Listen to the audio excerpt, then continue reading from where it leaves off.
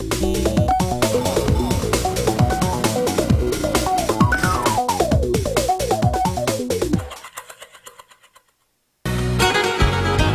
noite, o carro está rugindo, parecendo fera, voando baixo em Campinas, na Via Anhanguera. Já estou vendo ao longe a linda e doce Ribeirão, toda iluminada, feito um céu no chão, na noite azulada de uma primavera. A saudade já não cabe no meu coração, grudada como faz na estrada os pneus no chão.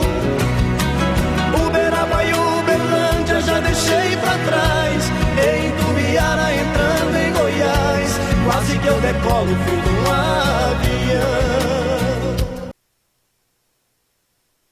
E aí pessoal, tudo bem com vocês? Na abertura desta aula apareceram algumas imagens relacionadas à paisagem das Chapadas, da questão também associada ao Pantanal mato-grossense e também das principais cidades desta área. Então o tema da nossa aula é a região Centro-Oeste. Nas divisões da geografia, em relação à questão do relevo da região Centro-Oeste, as principais feições do relevo são aquelas associadas à existência das chamadas chapadas, que são aquelas feições que apresentam uma espécie de achatamento na sua porção mais elevada, mas também eu vou ter na região Centro-Oeste a existência de uma planície muito importante no território brasileiro, que é a planície do Pantanal mato-grossense, que na verdade hoje em termos de diversidade biológica, diversidade de espécies da fauna e da flora, vão acabar elevando, digamos assim, o nome dessa região, no caso que é uma planície, para um complexo, ou seja, uma área que apresenta uma grande biodiversidade e é extremamente importante para a questão da manutenção da biodiversidade da natureza em relação ao território brasileiro. Ainda eu vou ter como feições principais da região Centro-Oeste a existência de uma série de serras. A Serra de Maracaju é uma das feições mais importantes. Essas serras vão ter mais ou menos entre 500 a 800 metros na média, chegando em alguns casos a mais de 1000 metros. São feições que estão na classificação associadas aos relevos de planalto. Mas, obviamente, que eu vou ter nessa região um predomínio dessas feições, no caso, com a diferenciação em relação à planície. No caso das depressões, a ocorrência nessa região é uma ocorrência reduzida, quase não ocorrem depressões, que são áreas intermediárias entre os planaltos e as planícies. Outras influências ambientais relacionadas ao relevo da região Centro-Oeste dizem respeito à questão principal associada ao fator de que nessa região eu vou ter um processo, digamos, de associação entre as feições de relevo com a hidrografia, ou seja, boa parte dos rios, digamos, de planalto estão associados a essa região. E esses rios vão servir, inclusive, para navegação, para a questão do comércio, enfim. Então, nas áreas mais elevadas, digamos assim, nas áreas de planalto, eu vou ter um processo de formação de cursos d'água, rios com um grande potencial, no caso de transporte, pela velocidade desenvolvida, ou seja, uma área mais com uma maior altitude. Obviamente que as correntes existentes nessas áreas, correntes relacionadas aos rios, também serão maiores, com maior volume, com maior velocidade. Então, esse fator ambiental vai ser importante, tanto no que diz respeito da existência dos rios, quanto na ocupação que a população local vai fazer dessas áreas. Vamos agora trabalhar com a questão do clima na região Centro-Oeste. O clima predominante é o clima tropical, mas nós vamos ter algumas ocorrências, ou seja, as principais ocorrências climáticas da região Centro-Oeste. Esse clima, no caso, por ser tropical, vai apresentar algumas alternâncias em função da distribuição das massas de ar e dos critérios locais em relação à temperatura, em relação aos índices pluviométricos da região. Por exemplo, em meses de inverno eu vou ter um clima seco predominante nessa área, principalmente em função de uma massa de ar quente proveniente do Chaco paraguaio, que é uma região extremamente pantanosa, digamos assim, do território paraguaio, onde eu tenho a formação de uma massa de ar quente que se desloca em direção ao estado do Mato Grosso e do Mato Grosso do Sul. Então, nesses dois estados eu vou ter um predomínio, digamos assim, de temperaturas extremamente elevadas, com baixos índices pluviométricos. Obviamente que a umidade relativa do ar nessas áreas também vai ser uma umidade baixa. Daí que não só nas cidades como Cuiabá, por exemplo, mas também em cidades como Goiânia, nos meses de inverno a população vai de alguma forma receber algumas informações, algumas notícias da mídia dizendo que o consumo de água deve aumentar. Por quê? Porque nessas cidades como Goiânia, por exemplo, Brasília, a umidade relativa do ar pode chegar a 10%, ou seja, a quantidade de umidade no ar é mínima e eu posso ter uma série de problemas respiratórios decorrentes desses processos climáticos. Sendo assim, nós vamos ter nessa região algumas alterações climáticas, principalmente em função do deslocamento das massas de ar. Massas essas que em determinadas épocas do ano vão prevalecer, como por exemplo a massa polar atlântica e também continental, que vai se deslocar, por exemplo, do norte da Argentina em direção inicialmente aos estados do sul do Brasil e depois aos estados inclusive da região centro-oeste. Eu vou ter, em alguns meses, inclusive de inverno, oscilações entre essas influências do chamado Chaco Paraguaio, com a sua massa de ar quente, mesclada com as influências da massa polar continental, alterando, inclusive, dias onde a população vai se agasalhar, digamos, mais, em função das baixas temperaturas, e nos dias posteriores vai ter que, digamos, que te retirar essas roupas, porque a temperatura vai se tornar uma temperatura mais elevada. Então, essas alterações climáticas vão ocorrer muito em função dos critérios relacionados ao deslocamento das massas de ar provenientes de várias regiões, não só do Brasil, mas de outros países, de outras regiões, principalmente no que diz respeito, no caso do inverno, em relação ao clima mais frio, no deslocamento da massa polar atlântica, que é formada principalmente na região antártica. Já a hidrografia da região centro-oeste vai aparecer principalmente atrelada à questão de dois rios principais. No caso, o rio Paraguai e o rio Araguaia, que está muito atrelado, digamos assim, à influência do rio Tocantins. Na verdade, um sistema chamado de Araguaia-Tocantins. Agora, no que diz respeito ao rio Paraguai, a sua principal importância atualmente diz respeito a um sistema hidroviário de transporte utilizado principalmente para o escoamento da produção de soja, sobretudo dos estados do Mato Grosso do Sul e do Mato Grosso. E, ao mesmo tempo, é um rio, digamos assim, de integração, porque ele está, digamos, atrelado ao território brasileiro, mas também ao território paraguaio. Então é um rio que permite, digamos assim, uma maior conexão entre o Brasil e o Paraguai, já na questão do âmbito do Mercosul, né? O bloco, na verdade, conhecido como Mercado Comum do Sul, o chamado Mercosul. Ainda em relação aos dois principais rios, o rio Araguaia é um rio que tem uma importância fundamental no que diz respeito aos processos também de transporte, mas também na questão da energia. E aí eu vou ter algumas usinas hidrelétricas instaladas nas proximidades, como por exemplo a usina hidrelétrica de Intubiara, que vai ser uma usina estratégica para a produção de minérios na região. No caso, os principais minérios hoje prospectados são o ferro no maciço do Urucum e também a questão do níquel nas proximidades da cidade de Niquelândia, né? A cidade acabou ganhando o nome em função desse tipo de mineral que é prospectado na região, principalmente em função desses investimentos energéticos realizados nos rios da região. Outra importância dos sistemas hidrográficos da região centro-oeste, principalmente no que diz respeito aos dois rios principais, está atrelada à questão da utilização dos rios pelas populações ribeirinhas, no que diz respeito à pesca e também no modo de vida das populações tradicionais, principalmente nos indígenas, que tem uma presença muito forte em estados como Mato Grosso e Mato Grosso do Sul. Outro fator importante na divisão regional existente no centro-oeste diz respeito à questão da vegetação.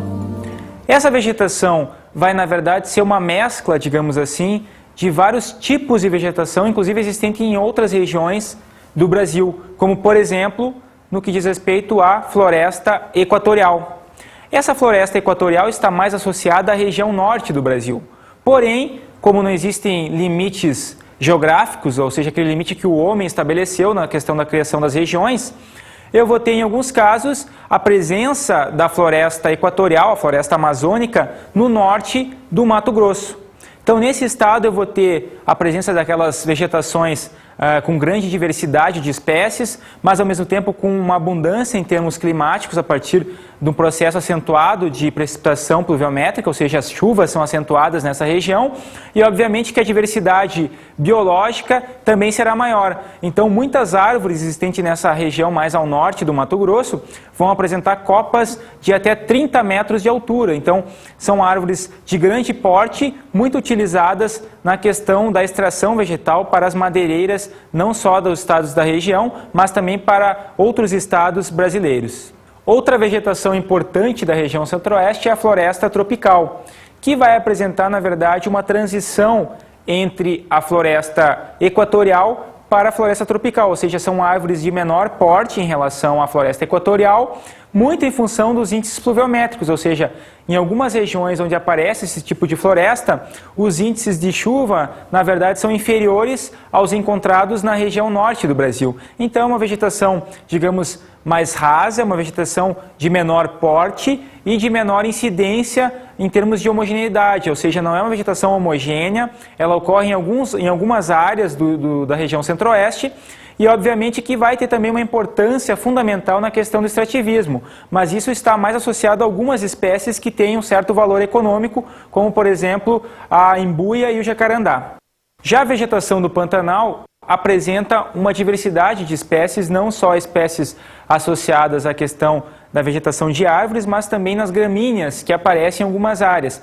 Nessas áreas mais de gramíneas, o que vai predominar é a questão da criação de gado. Por exemplo, o estado do Mato Grosso do Sul é um grande, digamos, produtor em relação à carne e a pecuária é extremamente difundida nesta região. Então, a vegetação vai acabar, de alguma forma, auxiliando na questão econômica destas áreas. A vegetação de campos é uma outra vegetação importante da região centro-oeste e está muito associada a uma atividade econômica, no caso, a pecuária. Nesse tipo de vegetação, o predomínio são de gramíneas de pequeno porte e que estão muito associadas à questão dos índices pluviométricos, ou seja, quanto menor o índice pluviométrico, maior a probabilidade de eu ter as gramíneas.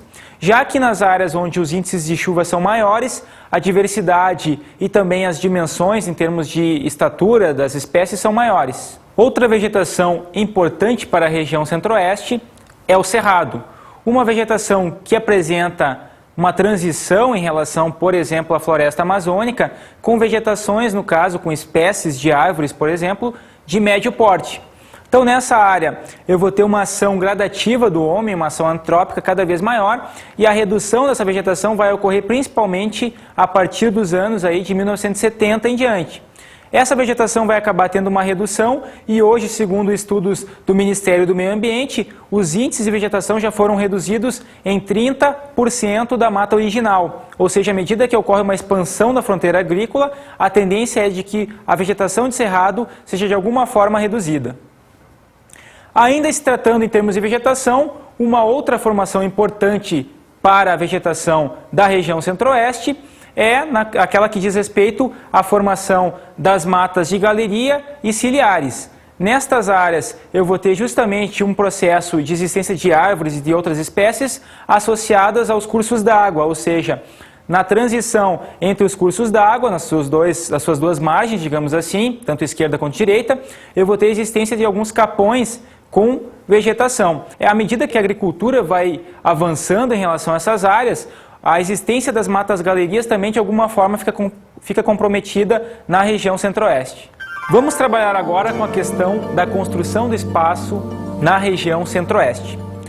Inicialmente, esta região apresentava uma espécie de vazio urbano, ou seja, a população quase não ocupava esta região, não existiam quase cidades, o que existiam eram apenas alguns vilarejos, digamos assim, que foram criados inicialmente a partir de um processo de mineração. Os próprios bandeirantes acabavam, de alguma forma, desbravando esta região em busca do quê? Em busca de metais preciosos, como a prata e o ouro. Então, inicialmente, a ocupação desta região centro-oeste vai se dar principalmente pela ação dos bandeirantes.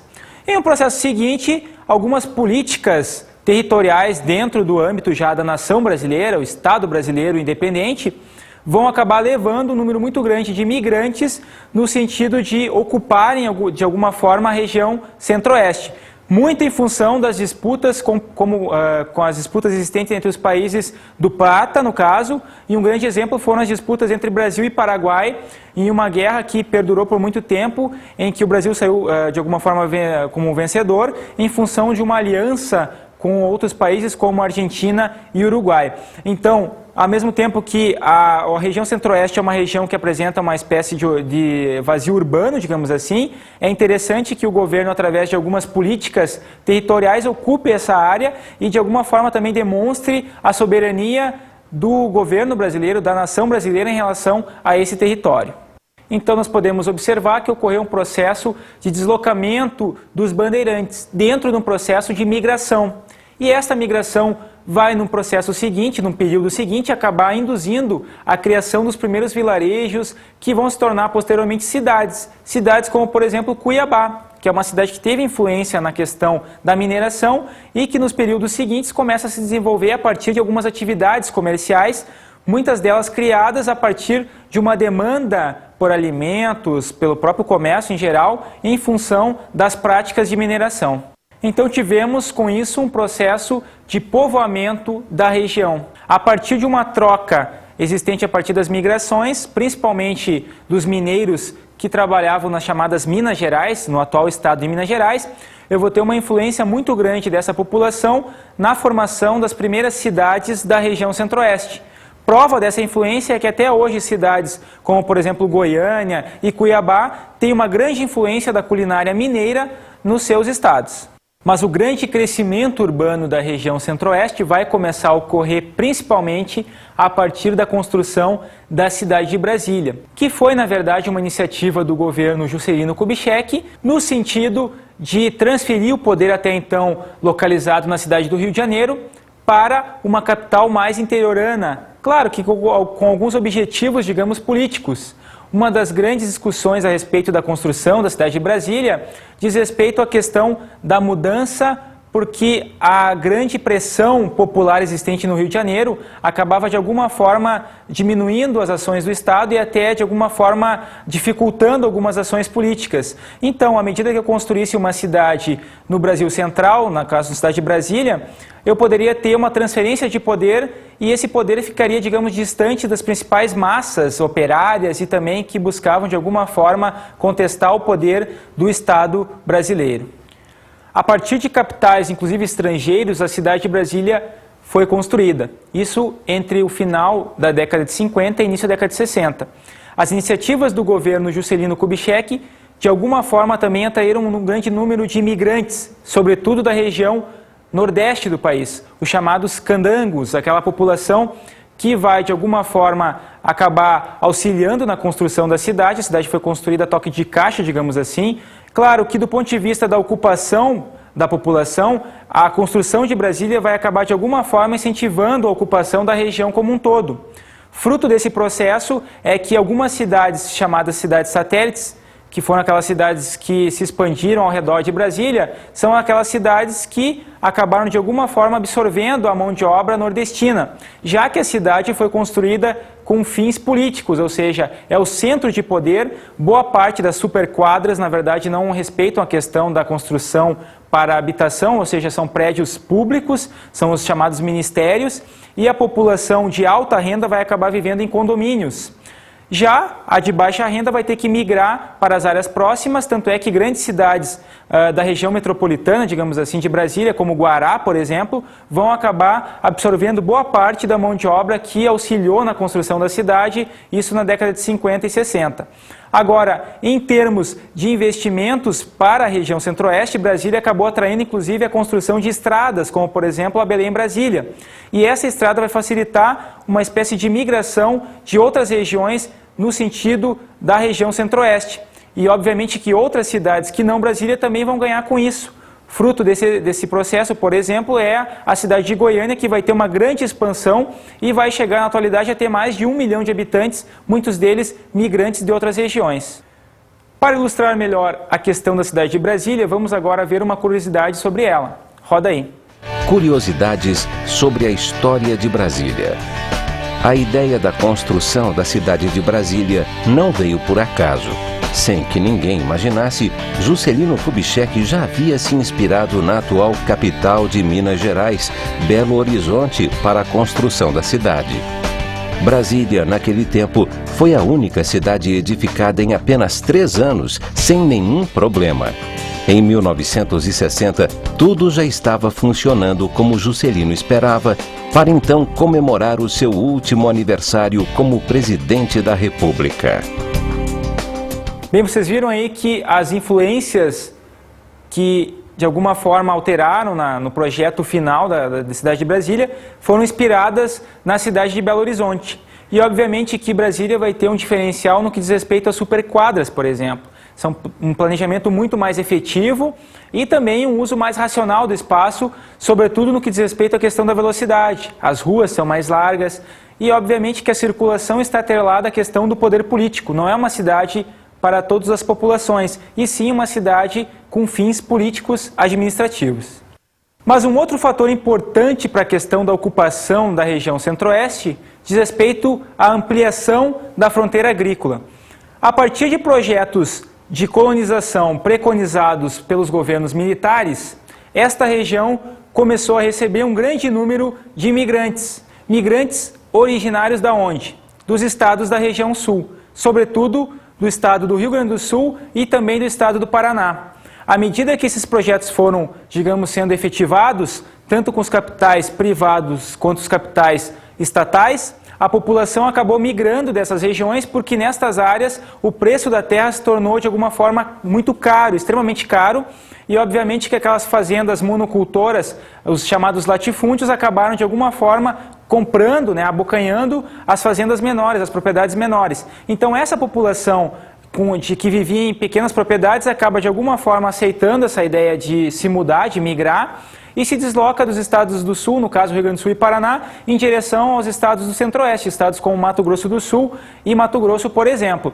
Então as políticas militares foram fundamentais nos projetos de ocupação da região centro-oeste, mas essa ocupação, na verdade, visava uma espécie de soberania dentro do território, já que os processos de invasão de terras preconizados pela população da Bolívia e do Paraguai, por exemplo, aumentavam gradativamente, muito em função da questão da mineração. Então, uma das formas de ocupar o território e mostrar que o Brasil era soberano em relação àquelas áreas era criar projetos de colonização com fins basicamente agrícolas. E é aí que surge a questão da soja, ou seja, os estados da região sul foram os grandes tradicionais em relação, os pioneiros, aliás, em relação à questão da soja, e de alguma maneira acabaram transferindo as tecnologias da soja para a região centro-oeste. Mas é obviamente que o solo existente naquela região não era um solo propício para o cultivo. E aí as técnicas de aprimoramento dos solos também foram sendo modificadas com a questão da utilização do calcário para a correção do solo. E essa população que acabou migrando vai inclusive acentuar os processos de urbanização da região. Tanto é que muitas cidades hoje da região centro-oeste são consideradas urbanizadas, são áreas dos municípios extremamente urbanizados. Vamos ver agora como ocorreu o aproveitamento econômico na região centro-oeste. Esta região, dentro dos aproveitamentos da economia, vai apresentar uma base estruturada na questão da agricultura. Essa agricultura está muito atrelada à questão da existência de fazendas monocultoras. O que são fazendas monocultoras? São aquelas propriedades agrícolas onde apenas um cultivo acaba prevalecendo. Esse cultivo, no caso, atualmente é a soja. A partir dos projetos de colonização preconizados pelos governos militares, aquela população que vivia na região sul do Brasil migra para a região centro-oeste, leva a cultura da soja juntamente e, obviamente, que no processo seguinte ocorre uma expansão da fronteira agrícola em relação à soja. Na atualidade, para se ter uma ideia, a partir dessa expansão, alguns estados da região já se tornaram líderes na produção deste cultivo, como, por exemplo, o estado do Mato Grosso, que na atualidade é considerado o primeiro grande produtor entre os estados brasileiros, sendo inclusive que o maior produtor mundial individual de soja é, na verdade, um gaúcho que hoje vive no estado do Mato Grosso.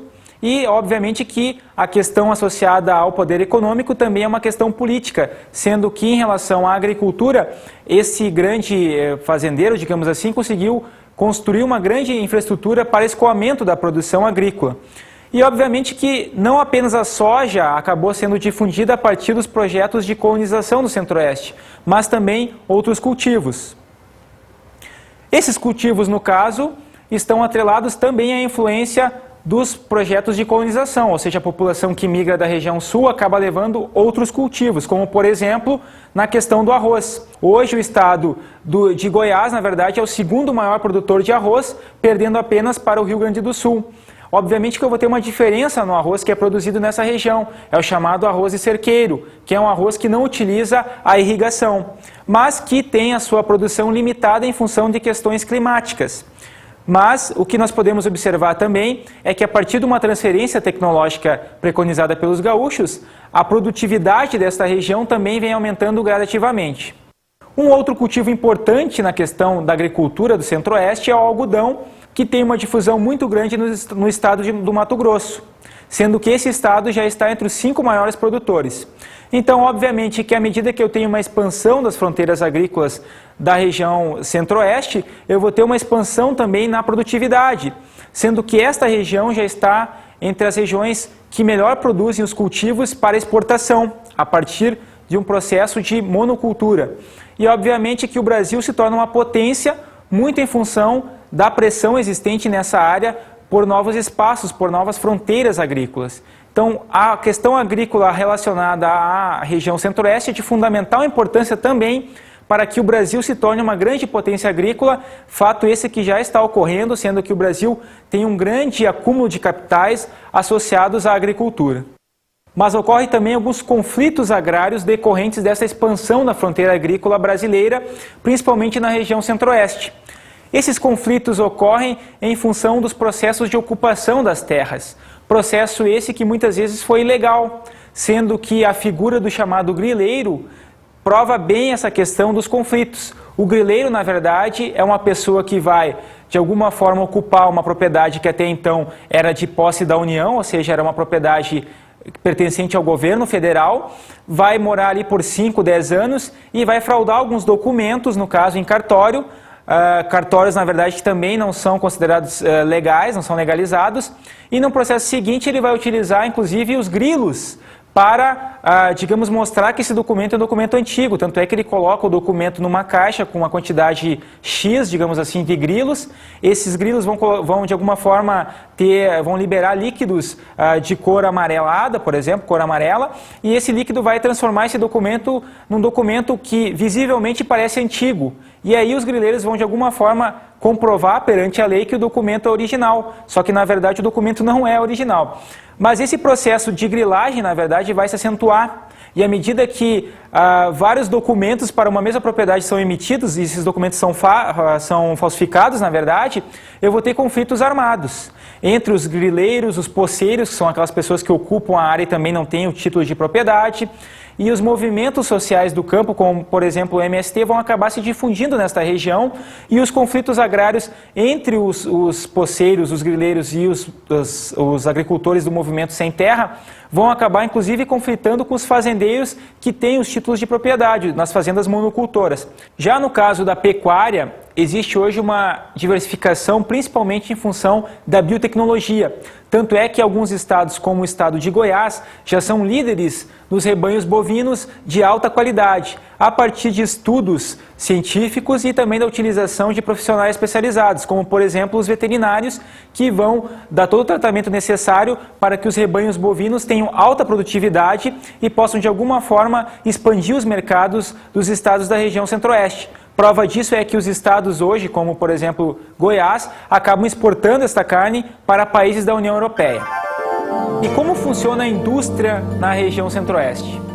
A indústria da região é uma indústria que está muito associada à questão da agroindústria, ou seja, aquela indústria que começa a ocorrer na região a partir da agricultura, a partir principalmente do cultivo da soja, sendo um fato importante nesse sentido a existência de indústrias alimentícias do setor da soja, com a produção de óleos comestíveis, no caso, óleos de cozinha, e também na produção da carne de soja, que é uma novidade hoje no mercado nacional. Então, obviamente que os investimentos estatais, tanto a nível de governo de estados, quanto do governo federal, vão de alguma forma sendo ampliados. Eu vou ter também uma expansão industrial da região Centro-Oeste, mas essa expansão é uma expansão concentrada nas principais cidades da região, cidades como Cuiabá, como Campo Grande e como Goiânia, que vão receber grandes investimentos de empresas, inclusive estrangeiras, empresas do setor farmacêutico, por exemplo,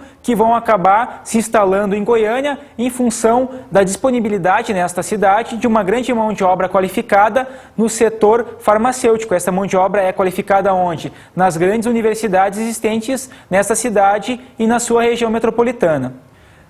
Outro setor industrial importante para a região e que vem crescendo gradativamente nos últimos anos diz respeito à indústria automobilística, que tem algumas fábricas instaladas, fábricas de caminhões e de automóveis, em algumas cidades, principalmente das regiões metropolitanas da região centro-oeste. Cidades como Catalão, que tem já algumas fábricas associadas à indústria metalmecânica e automobilística.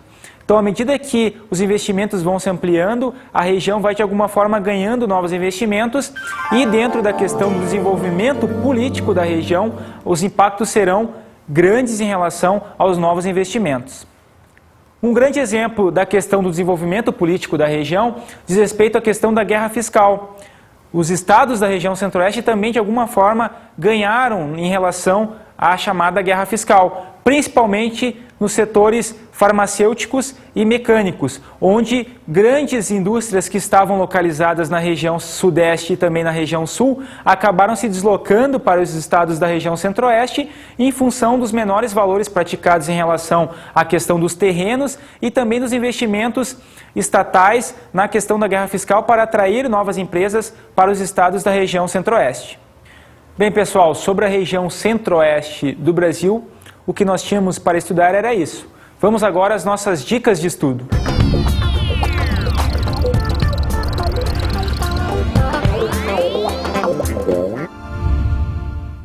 Bem, pessoal, nossa dica de estudo de hoje é o documentário A Conquista do Oeste, de Joyce Brum, Rafael Figueiredo e Rubens Bandeira, distribuído pela Videolar. Este é um documentário que vai mostrar os processos de migração originados na região sul do Brasil em direção à região centro-oeste. Os traços culturais que vão de alguma forma também serem levados pelas populações da região sul, por exemplo, a questão dos CTGs, o Centro de Tradições Gaúchas, que vão acabar se instalando na região centro-oeste, e também na questão das influências econômicas a partir, sobretudo, do cultivo da soja na região centro-oeste.